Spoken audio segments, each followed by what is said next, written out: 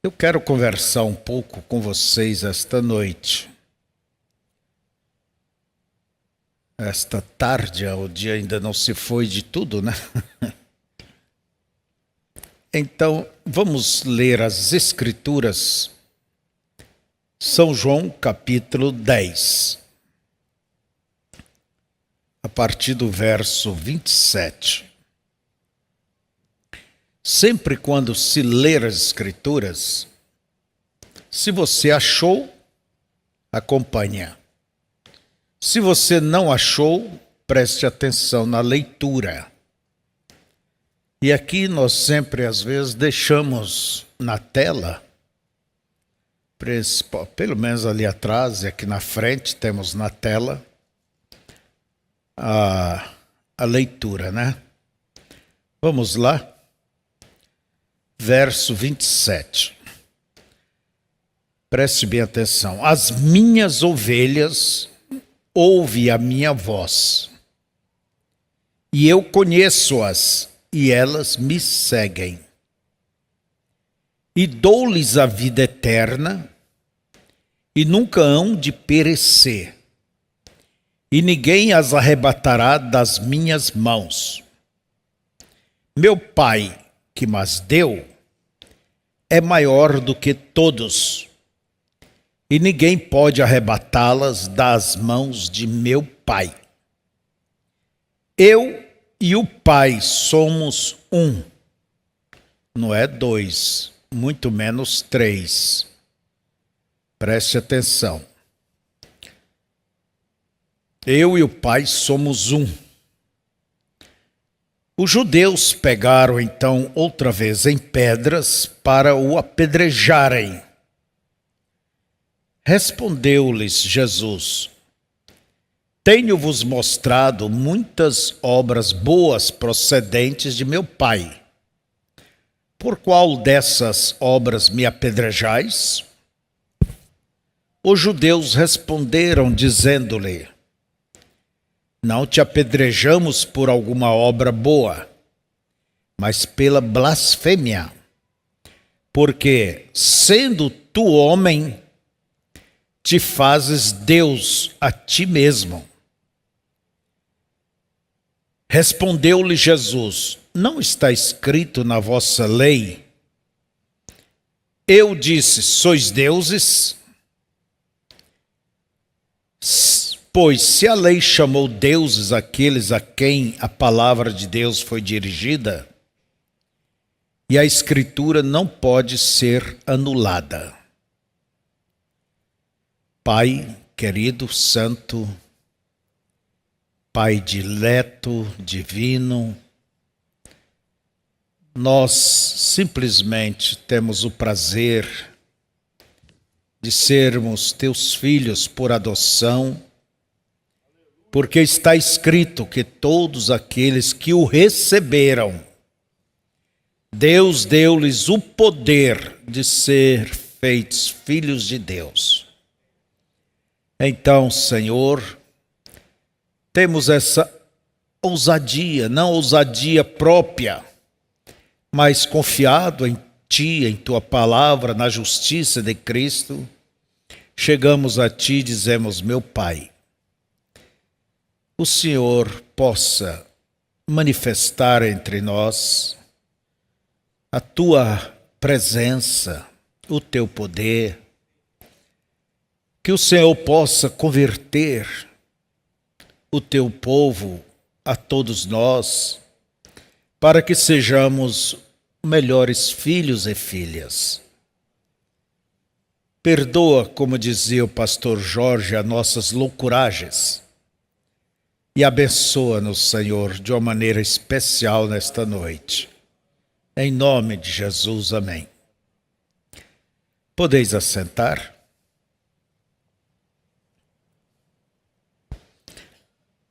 Eu sei que vocês têm sido sumamente abençoados e eu tenho viajado, chegamos ainda ao fim dessa semana, lá quinta noite, mas através do pastor Daniel, que é o nosso pastor aqui na nossa ausência, eu quero agradecer a vocês pelo respeito, pelo carinho que vocês têm, pela confiança que vocês têm nele. Que Deus possa vos abençoar. E eu viajo sempre tranquilo, descansado. Sei que a igreja está em boas mãos. Amém? É um privilégio que nós temos. Eu sei que Ele não se engrandece com isso, mas Deus tem nos dado até hoje bons auxiliares.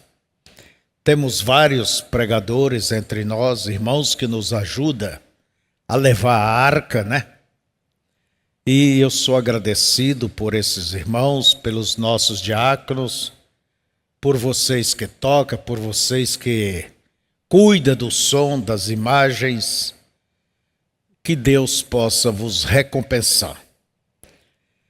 Queremos falar nesta noite a respeito de Deus, o Deus manifesto.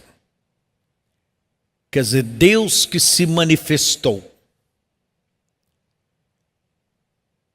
A palavra manifestar, ela significa dar-se a conhecer. Quer dizer, Deus se manifestou, Deus se apresentou. Deus se deu a conhecer. É como diz o irmão Brana, que a vinda de Cristo, ela é diferente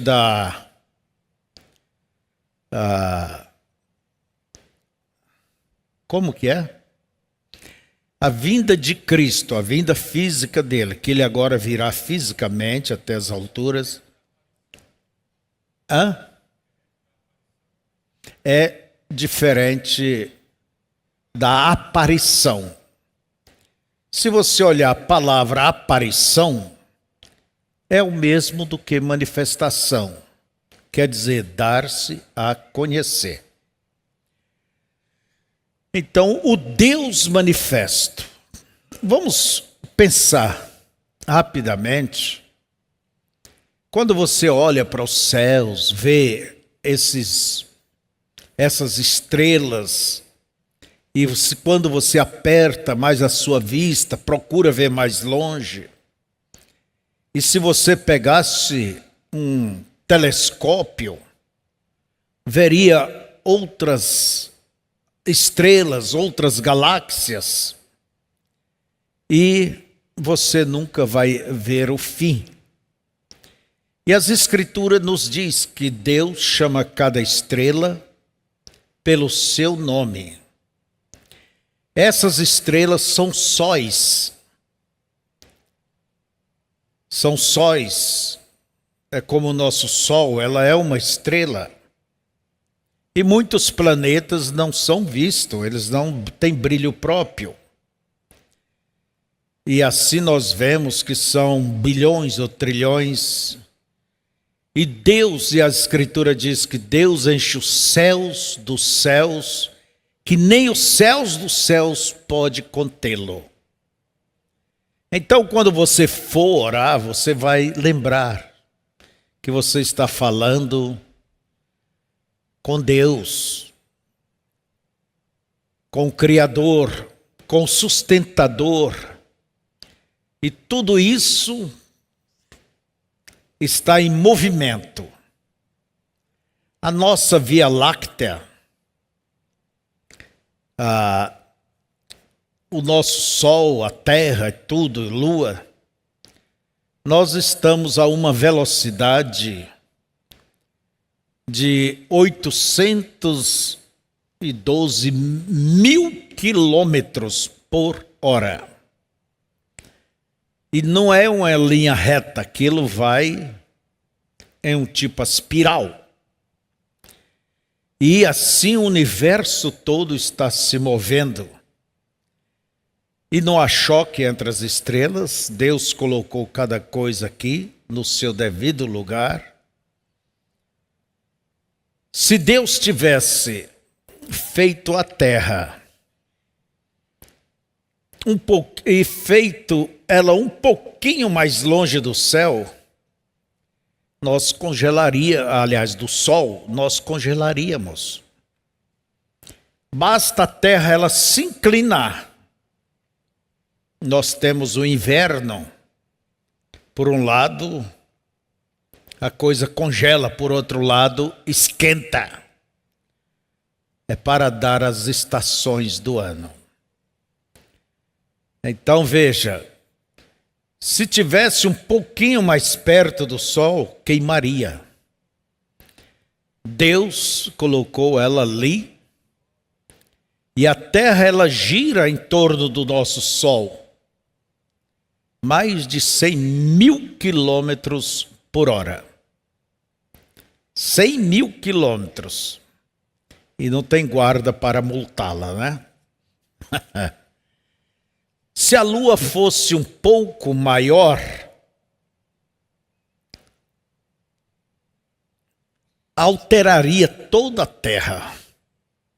Se ela fosse menor, as águas cobririam a terra. Então, Deus colocou leis, implantou leis, como diz as Escrituras. Quem é que diz para o mar: até aqui você virá com tuas ondas empoladas? E ali vem aquela onda e parece que vai crescer e vai passar por cima de tudo. Dali um pouquinho ela morre. Quem colocou limite? E saber que somos amados, queridos, protegidos por esse grande Deus. Mas a obra mais importante, além de dos sóis, de tudo isto, é o ser humano. É a coisa mais importante. É como um filho. Ele é mais importante do que bens, do que se a tua casa estivesse pegando fogo e você tem ali o seu bebê. Em quem você pensaria? Você pensa no seu filho. Então nós somos importantes. Assim como teus filhos é mais importante. Nós temos que agradecer a Deus, reconhecer essa importância de Deus, o que somos para Deus. Então não deixe o complexo te pegar, te tomar, te intimidar, te aplastar. Não. Seja agradecido. Quando você olhar esse grande céu, e todas essas estrelas, e toda essa grandeza, você pergunte: quem é o mais importante aos olhos de Deus? É você. Sou eu, os seus filhos, é a sua família. Então vamos falar, esse grande Deus. As Escrituras nos diz que Deus é Espírito. Deus é Espírito. Um espírito não tem carne, um espírito não tem ossos. E Deus enche os céus e a terra. Nós somos espíritos encarnados, limitados. Agora Deus, Ele é Espírito, Ele que fez todas as coisas e sustenta todas as coisas pela força de suas leis.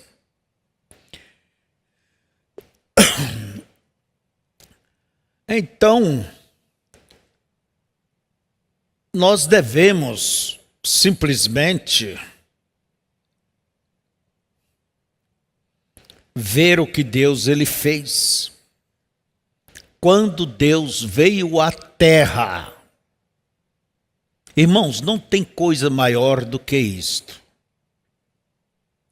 Quando Deus se fez carne, quando Deus se vestiu de pele humana, na pessoa de Jesus, seu Filho. Jesus era um homem por fora, mas por dentro ele era o próprio Deus. Às horas ele falava como homem, mas às horas ele falava como Deus. Filipe disse: Senhor, mostra-nos o Pai.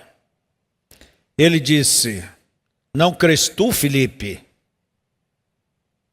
que eu e o Pai somos um, que estamos convosco? Creia. Então, veja, Deus estava em Cristo, nos diz as Escrituras. Esse grande Deus se condescendeu, né? Se tornou homem para poder nos salvar. Vamos dar uma aplicação. Se você visse ali o dedinho do pé da formiguinha, aquela que anda lá na cozinha, quebrado, e você desejasse ajudá-la, como você iria ajudá-la com esse mãozão tão grande? Mas se você tivesse o poder de diminuir, ficar do tamanho dela, você poderia ajudar ela. E isso foi o que fez Deus. Ele diminuiu, ele desceu a uma posição de homem, para poder o quê? Nos reconciliar com Ele.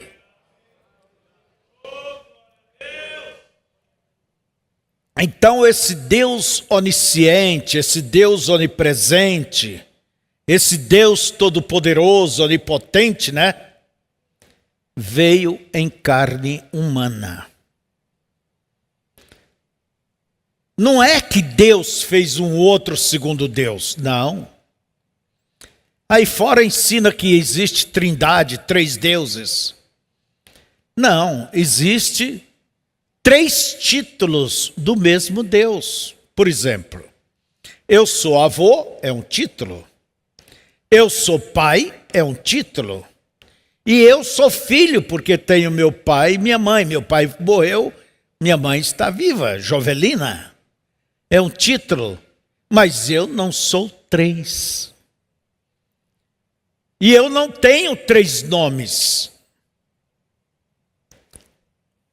Meu filho não pode me chamar de vovô, nem meu neto pode me chamar de pai, nem eu posso chamar meus pais de avô ou qualquer outra coisa. Então Deus se manifesta em seu lugar, dentro dos seus títulos. Ele mesmo respeita essas manifestações. Por isso Jesus disse: batizar em nome do Pai e do Filho e do Espírito Santo. Não é batizar em nomes, não são 3 nomes, mas um só nome. Se eu dissesse, você batiza em nome do Pai, do Filho e do Espírito Santo, ou se você que você batiza em nome deste homem aqui, de vô, de tio, de pai, de avô e até bisavô, esse homem não tem 3, 4, 5 títulos, ele tem um nome. E ele, quando vai assinar um cheque ou vai assinar um documento, ele põe ali o seu nome. Você sabe que antigamente Deus ele não tinha um nome visto, manifestado abertamente. Ele mesmo diz que ele não foi conhecido abertamente por Abraão, por ninguém. Por quê? Mas quando Deus se fez carne, é a mesma coisa. Quando nossa mãe se engravidou, nós nascemos. Qual era o teu nome antes? Você não tinha nome. Você não usava nome, você nem sabia de nada. Mas os seus pais disseram, vai chamar João, vai chamar Joaquim, vai chamar Febrônio. Não é assim? Então, quando eu me encarnei nesse corpo, eles deram nome. E quando Deus se encarnou em Jesus, seu Filho, quando Jesus nasceu, Deus, que é Espírito, habitou ali. Ele recebeu o nome. Jesus Cristo, Senhor Jesus Cristo. E este é o nome sobre todos os nomes. Não há outro nome mais do que este. Neste nome os demônios correm. As doenças abandonam a pessoa.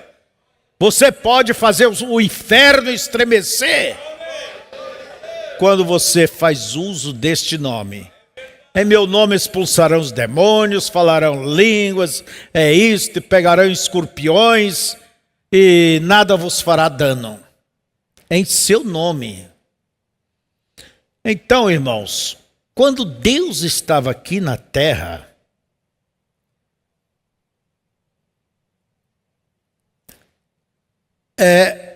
ele era Deus por dentro e homem por fora. E nos diz em Colossenses que, sendo ele em forma de Deus, não usurpou-se como Deus, mas aniquilou-se, se humilhou, se reduziu, para que Deus fosse exaltado. Ele poderia ter se manifestado quando o diabo disse, se tu és o Filho de Deus, faz essas pedras virar em pão. Ele podia ter feito pão, ter feito sashimi, ter feito queijo, ter feito o que ele quisesse. Mas ele tomou a palavra e disse, nem só de pão viverá o homem. Mostrando que o crente mais fraco pode vencer o diabo, desde que fique com o que está escrito. Então, como homem, nós vemos ele ali no barco dormindo. Se ele roncava, não sei. Mas alguma má posição, de vez em quando, né? Ele dormia. Era o homem cansado, dormindo. E os apóstolos, acorda, mestre, estamos afundando, o mar está agitado, estamos por afundar. Vamos perecer. Jesus levantou, acordou. A Bíblia diz que Deus não dorme, mas como homem, ele dormia. O homem dormia. Aquele homem envelhecia. Um dia ele foi criança, agora ele, vamos dizer, era um adolescente, mas agora ele já tinha 30 anos. Um homem feito. E ele levantou a cabeça, sentiu o vento, tomou noção do perigo ao redor. E como Deus, ele disse, mar, aquieta-te. Vento, pare. Aleluias. E aquilo fez. O mar aquietou. O vento cessou. E os discípulos ficaram olhando para aquele homenzinho sem aparência. Vamos dizer, pesando 60 quilos. Com seus cabelos desgrelhados, com sua barba mal feita, com sua roupa surrada. com aquele homem simples. E eles perguntaram: que homem é este que até os ventos e o mar lhe obedecem? Não era um homem simples.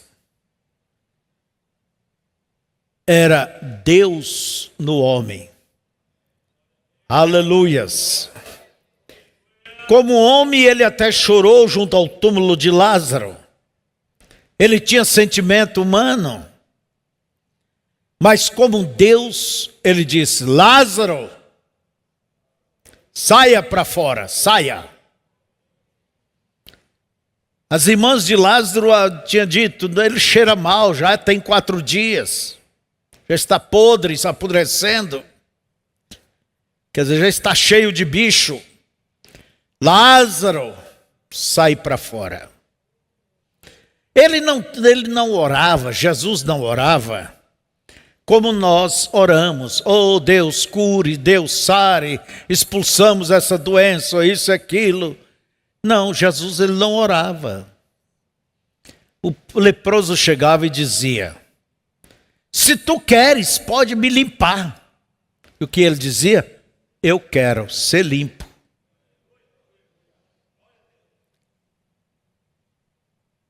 O paralítico, levanta-te. Ele não tinha que pôr a mão na cabeça e orar, ou isso, aquilo. Era Deus feito em carne. Isto era o que a Bíblia nos apresenta. Jesus era tão homem, humano por fora, como qualquer um de nós. E ele veio dessa forma para ser tentado, para vencer o diabo no terreiro do diabo. Se houvesse alguma tentação que Jesus não enfrentou e não venceu, essa derrubaria todos nós. Mas em tudo ele foi mais do que vencedor. Só um pouquinho mais. Vamos aqui. Em Mateus capítulo 1, verso 18 em diante. Em Lucas capítulo 1, verso 34 ao 35. Nós temos o anjo Gabriel. Sempre o anjo Gabriel está ligado às grandes notícias. O anjo Miguel, aliás, o arcanjo, né? Ele é por Israel. E o anjo Gabriel encontrou a Maria junto ao poço e disse: agraciada és tu entre as mulheres, bendito o fruto do teu ventre. Dará à luz a um filho, e chamará o seu nome Jesus, que quer dizer Salvador.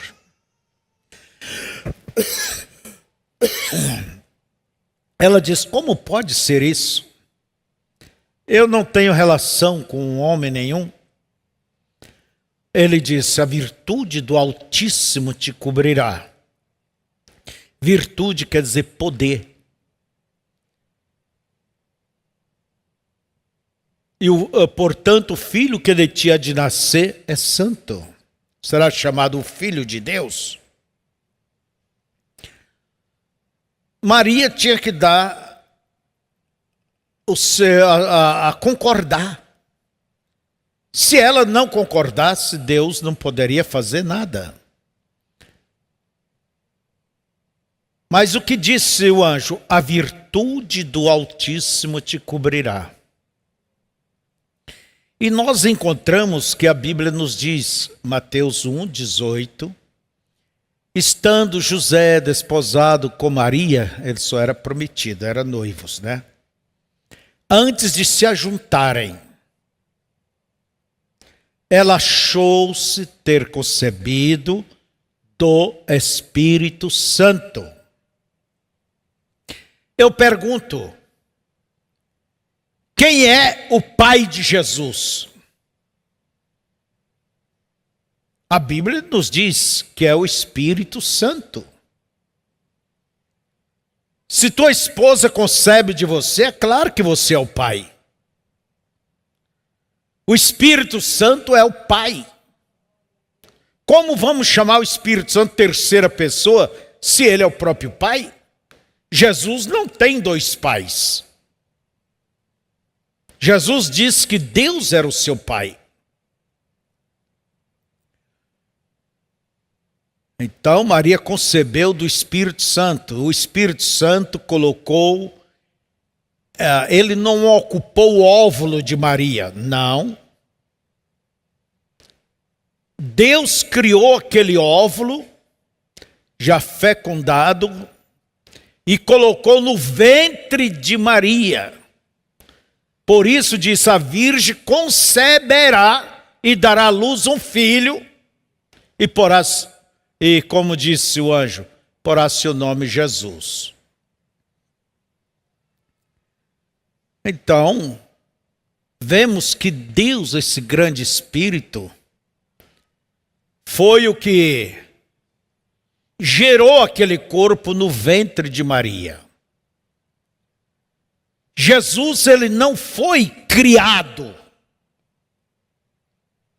Que Deus ali no princípio criou Jesus, o segundo Deus, e através desse segundo todas as coisas foram feitas. Deus não criou outro Deus. Se você é rei, você não criaria outro rei. Mas o que houve, Jesus, ele não foi criado, ele foi gerado no ventre de Maria, isso há 2000 anos atrás, 2000 e uns quebrado. Ele foi gerado. O anjo disse, aquele que você gerar, será santo, será gerado de ti, será santo. Então, irmãos, nós podemos deduzir a história nessa pequena aplicação. O irmão Brana conta uma historiazinha de um rei que amava muito, muito, muito o seu povo. E ele gostaria de poder ajudar o seu povo melhor. Para isso ele teria que compreender. Aleluias. E ele chamou sua família, seus ministros e disse, olha, por um bom tempo vocês não me verão mais. Ó bondoso rei, tu irás viajar por nações estrangeiras? Ele disse, não, estarei aí no meio de vocês. Eu quero ir com o ferreiro trabalhar. Vamos dizer, eu quero tocar o fole, esquentar as brasas, esquentar o ferro, bater, modelar. Eu quero ver como ele pensa, para mim poder ajudá-los. Eu quero ir com o oleiro que amassa o barro, faz os tijolos. Vamos dizer, eu quero ir com o carpinteiro, eu quero ir com o pintor, eu quero ir com o lavrador, com o lenhador. Eu quero participar da vida deles, para mim poder melhor ajudá-los. E no outro dia, o rei deixou suas vestes sobre o trono, vestiu uma roupa simples, de um homem comum, e desapareceu no meio da multidão do seu próprio povo. Isso foi o que Deus fez. Para poder nos ajudar, ele desceu de sua alta glória, tomou a nossa natureza, a nossa imagem humana, vamos dizer, as nossas fraquezas, nossas preocupações. Ele veio como um ser humano qualquer. Para quê? Por isso eu digo, ele te compreende. Ele sabe essas lágrimas ardentes, o porquê que é, o que elas estão falando diante dele. Suas preocupações. Ele chegou a dizer: os maiores inimigos é os de dentro da própria casa. Porque é a estes a quem amamos. E às vezes defendemos eles em situações erradas. Quer dizer, somos tentados a fazer isto. Como se defender parente não é pecado alheio. Deus, ele te compreende. Ele conhece. Pensa em Jesus um pouquinho, vamos pensar nele um pouco. Ele criado dentro da casa de José. Ali tinha seus irmãos, acho que eram os 4 homens, né? Marcos fala deles.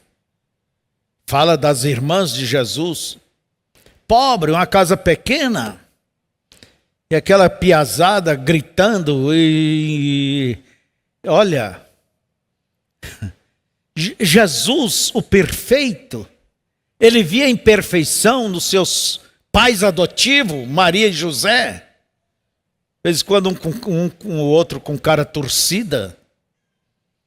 É difícil uma pessoa, um perfeito, aceitar as imperfeições. Olha, é com experiência própria que ele disse isto. Os maiores inimigos é o da própria família. É por eles que doemos mais. Quando é com estranho, não tenho nada com isso, né? Mas vamos olhar para Jesus agora. Ali estava aquele homem, quem sabe 1,70 m, uns 2, 3 dedos acima de mim, magro, que a Escritura diz que podia contar suas costelas quando ele estava ali na cruz. Quem sabe pesando aí os 60 quilos, quase perto disso. Um homem que falava a linguagem comum do povo. Um homem que não tinha aparência, não tinha formosura. Ele não encantava ninguém, não impressionava ninguém. Falava de uma maneira comum, agia de uma maneira comum, calçava as chinelas, as sandálias, que todo mundo calçava também.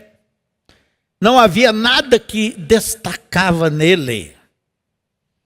Ele veio inteiramente vestido como um homem simples, humilde. E eu digo que foi dentro desta humildade que o diabo foi enganado. Que o diabo pensava: será Deus? Será ou não é? Se tu és Deus, desça da cruz. Jesus nunca fez teatro para o diabo. Até que aquela abelha da morte fincou o ferrão nele e morreu, a morte morreu. Você sabe que a abelha, depois que ela ferrou, ela morre. E o diabo, o inferno, foi derrotado. Por isso Jesus se apresenta e diz: eu tenho as chaves da morte e do inferno. Quando você pensar que o diabo é grande, você tem que pensar assim: ele não tem nem a chave da casa dele. Ele não passa de um falastrão, de um enganador. É isso. Mas vamos olhar Jesus. Vamos todos nós, nesse momento, nos transportar para os dias de Jesus. Eu quero apresentar a vocês este homem simples, pobre, sem formosura. Ele chegou a dizer: as raposas têm seus covis, suas tocas, os passarinhos têm seus ninhos, mas eu não tenho nem onde um travesseiro para pôr a minha cabeça, onde reclinar a minha cabeça. Contudo, era o Criador, o Senhor dos céus e da terra. E os homens pensavam, os fariseus, os religiosos, eles pensavam diferente. Quando o Messias vier, por certo, os anjos vêm com ele e eles virão e dirão: Caifás, aí está o meu filho, o Cristo. Que chance o pobre teria de chegar ali? Nenhuma. E eu penso que hoje, irmãos, as pessoas pensam muito grande a respeito da segunda vinda de Jesus. Mas tal como a primeira, assim será a segunda. É de uma maneira simples, de uma maneira, vamos dizer, apagada para a vista humana. E ali estava Jesus, aquele pequeno homem, suas vestes surradas, gastas, empoeiradas, cheirava até mal, a suor, andava pelas estradas, e os animais andavam por ali, e quando andava a poeira subia, o esterco dos animais. Veja você, quem poderia dizer que ali estava Deus? Vamos dizer que nós estamos diante deste homem, Jesus.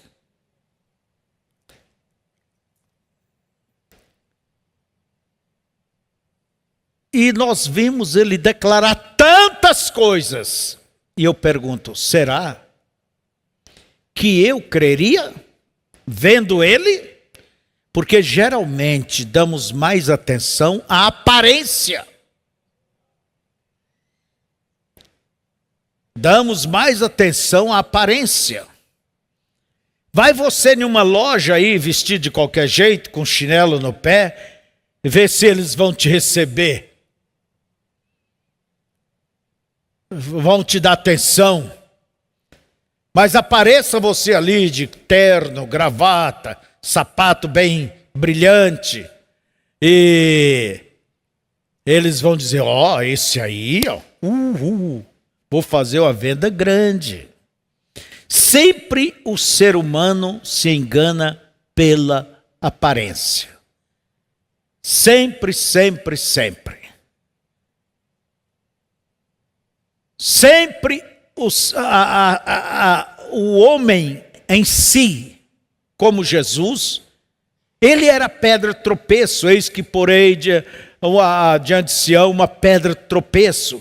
O tropeço é crer na carne, naquela manifestação tão simples, tão humana, tão diferente dos pensamentos, mesmo tendo a Bíblia, mesmo tendo as promessas, não puderam ver. Não é diferente de hoje. Mas vamos ver. Nós estamos vendo, eu vou apresentar. Irmãos, minha igreja, esse é Jesus, a quem nós amamos, a quem nós adoramos, em quem nós cremos. É Ele que nos dá a vida eterna. Será que você creria, aceitaria? Será que eu aceitaria, como Pedro aceitou e os demais? Vamos ver o que disse Jesus. Ali está aquele homem simples. Ele diz: eu sou a verdade, o caminho e a vida. Ninguém vem ao Pai, vem a Deus, senão por mim.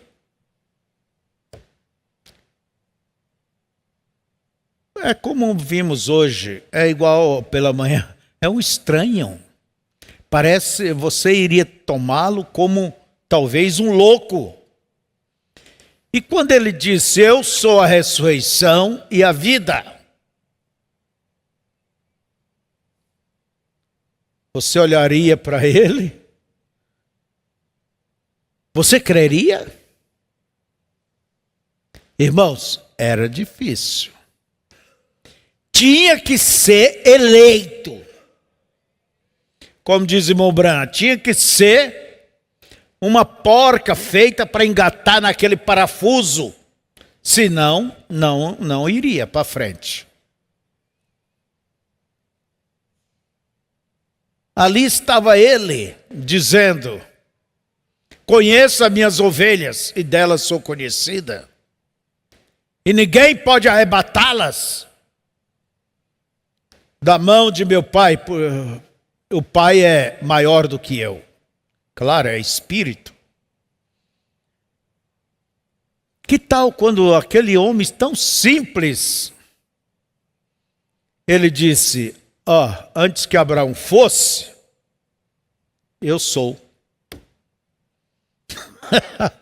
Irmãos, tinha que ser um louco para falar essas coisas, ou tinha que ser Deus.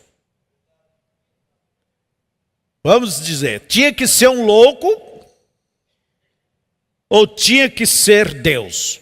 Eu sou a luz do mundo. Quem me segue não andará em trevas. Você olharia para aquele homem, mais parecia um mendigo, e ele dizendo, eu sou a luz do mundo. Vinde a mim todos que estáis cansados e oprimidos, e eu vos aliviarei. As declarações de Jesus dentro da Bíblia parecem declarações de um homem louco, maluco. Poderiam os intelectuais, os sabichões aceitar ele? Não. Até disseram, ele está fora de si, ele tem demônio. Mesmo Jesus dizendo, se vocês não creem em mim, creia nas obras, porque elas falam quem eu sou. O Pai que está em mim é quem faz as obras. O Pai trabalha até agora, por isso que eu estou trabalhando, curando. Porque eu e o Pai somos um.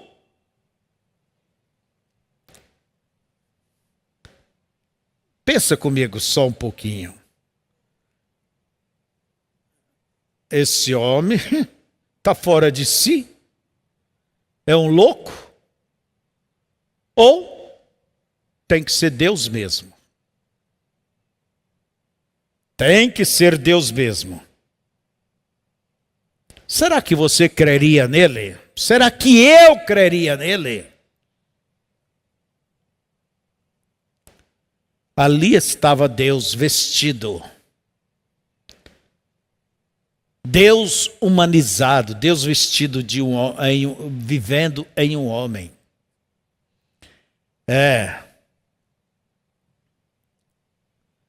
Deus habitava naquele homem. Deus se escondia em simplicidade. Aleluias.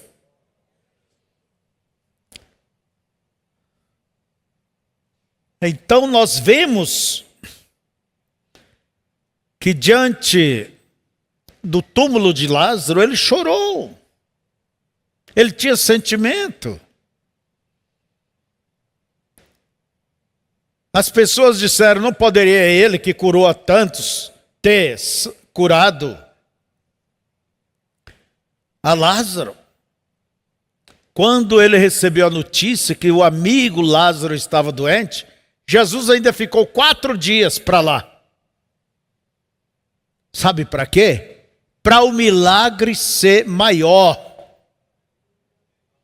Às vezes ele deixa a coisa ir para uma certa situação, para que o seu milagre, a sua operação, seja maior.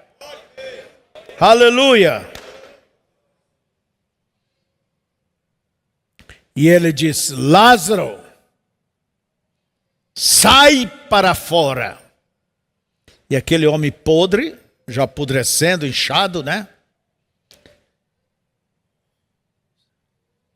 Aquela voz entrou pela eternidade e trouxe ele de volta.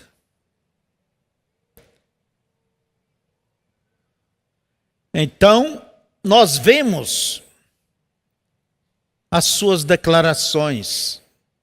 Ele não era um homem qualquer. Ele era Deus em carne. Era Deus em carne. Deus nele, se fazendo de mortal. Porque Deus é imortal. Como que poderia pregar um espírito ali na cruz, matá-lo? Não tem como. Por isso Deus se fez carne.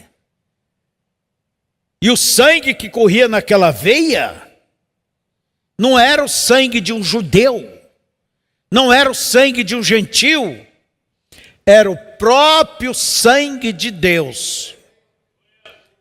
Se fosse hoje, pegássemos e fizéssemos o DNA, seria o sangue perfeito, sangue da vida eterna.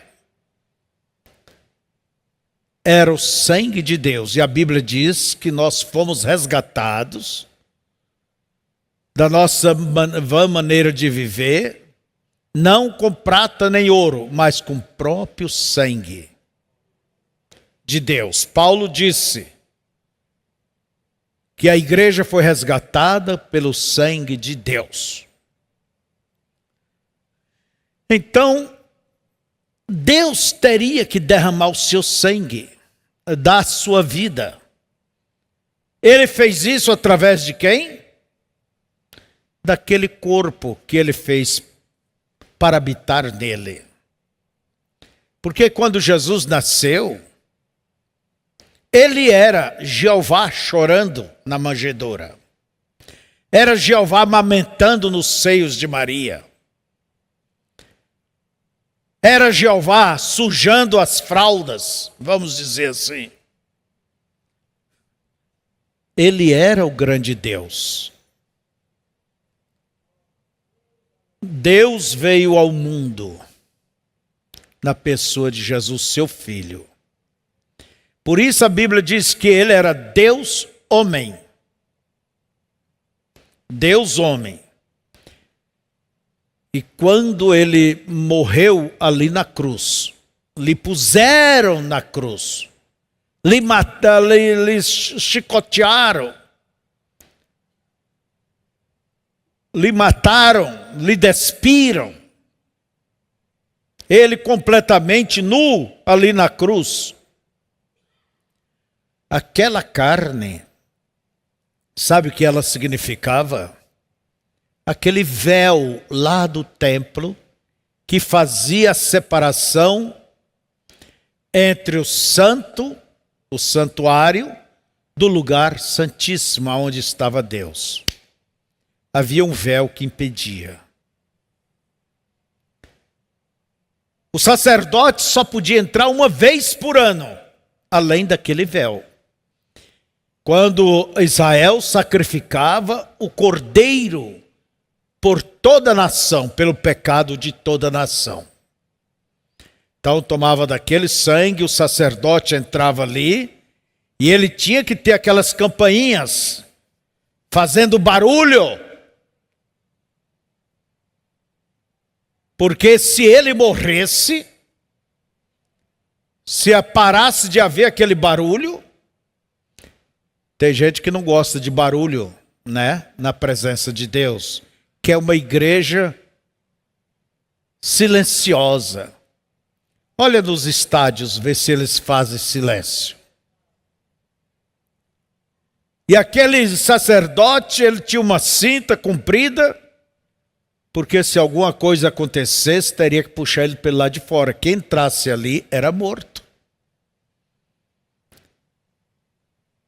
E ele tinha que levar o sangue na mão e chapiscar com aquele sangue o propiciatório. O que era o propiciatório? Era aquela lâmina de ouro por cima da arca, onde estavam aqueles dois querubins, tocando suas asas, com as asas para frente, tocava as asas. E Deus se manifestava ali sobre o propiciatório. Mas aquele véu tinha que ser rompido. Por isso nos diz, quando Jesus morreu, porque aquele véu significava carne, o véu do templo rasgou-se de baixo para cima, é isso? De cima para baixo. Veio de Deus, é a sua graça para nós. Antes era morte entrar ali. Hoje é morte quem não entra ali. Você sabe qual era a última coisa que havia antes de entrar além do véu? Era o altar de incenso. Incenso representa louvor. Glória a Deus por isso, né? Era a última coisa. Ali tinham os candeeiros. Ali tinha a mesa da proposição, mas antes de entrar pela cortina tinha o incenso, onde se deitava os perfumes, onde subia aqueles perfumes. Isso representa o louvor. Está certo quando nós adoramos a Deus. É a maneira de chegar. Começa com louvor e termina em adoração. É a maneira certa. E quando Jesus ele morreu, lá na cruz, o véu rasgou-se. Isto, vamos dizer, a porta se abriu. A porta se abriu. E todos aqueles que aceitam crer nisso, aleluias, o que acontece? O Espírito de Deus vem sobre ele, sobre ela. Isso, vamos dizer, eu fico com dó de rasgar alguma coisa aqui, né? Porque não tenho, está tudo anotado. É como faziam os chineses. Eles vieram para a América do Norte, eles tinham suas lavanderias, mas eles não sabiam falar o inglês. Então, como eles podiam fazer para controlar sua clientela? Eles tinham ali os pedaços de papel, cartolina, vamos dizer, um amarelo, uma vermelha, um azul, uma branca, uma preta. E ele rasgava aquele papel de para lá e para cá e dava uma parte para o cliente. E a outra parte ele colocava, pendurava ali na veste. O cliente é esse aqui, ó. E quando o cliente chegava, vamos dizer, aqui, ó. Ele pegava esse papel,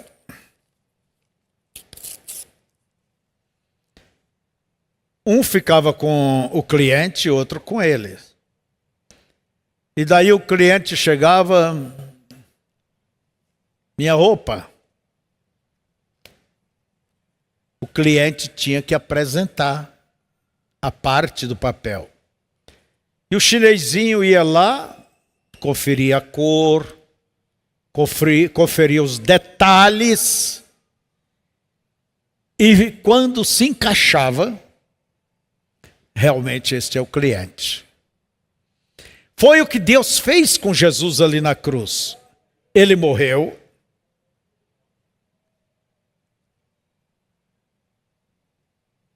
E o seu espírito vem sobre a igreja, a outra parte do papel. Jesus é a palavra. Então, veja, tem que combinar. Tem que combinar. Ou você pensa que pode ter o batismo do Espírito Santo andando fora das Escrituras, vivendo de qualquer maneira, cortando seu cabelo, mulher, se pintando,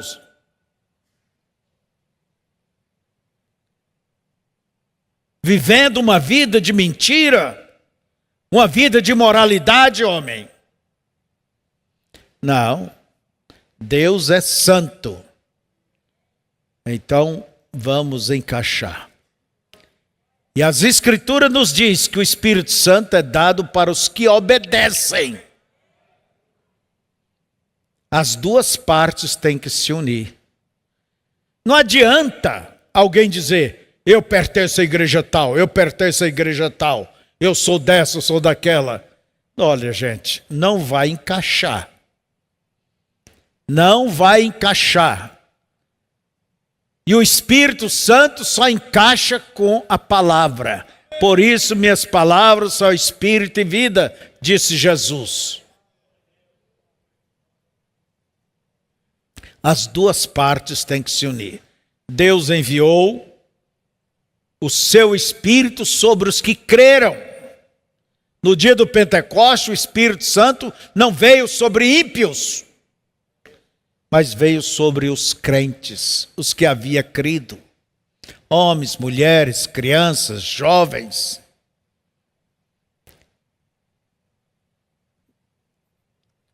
Então, irmãos, vemos que Deus, ele se manifestou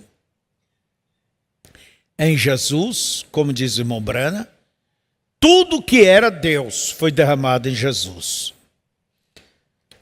E tudo que é Jesus é derramado na igreja.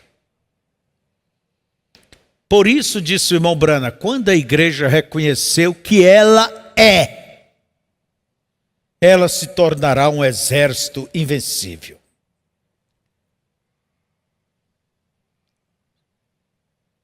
Deus em Cristo e Cristo em você. E Paulo diz, quem não tem o Espírito de Cristo, este tal não pertence a ele. Vocês veem que a coisa mais importante, eu digo isso e já termino, é ter o Espírito Santo. É ter a vida de Deus em você. Não é você conhecer mistérios ou saber da Bíblia de cor. Não é você conhecer as mensagens, parágrafos e combinar tudo. Não, você tem que ter o Espírito Santo em você. E o Espírito é dado para os que obedecem, para os que creem e obedecem.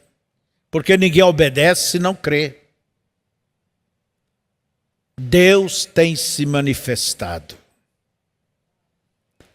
Agora, eu creio, termino dizendo isso, que eu creria em Jesus, aceitaria aquele homem simples, tudo como o próprio Deus. Eu creio. E você também deve crer.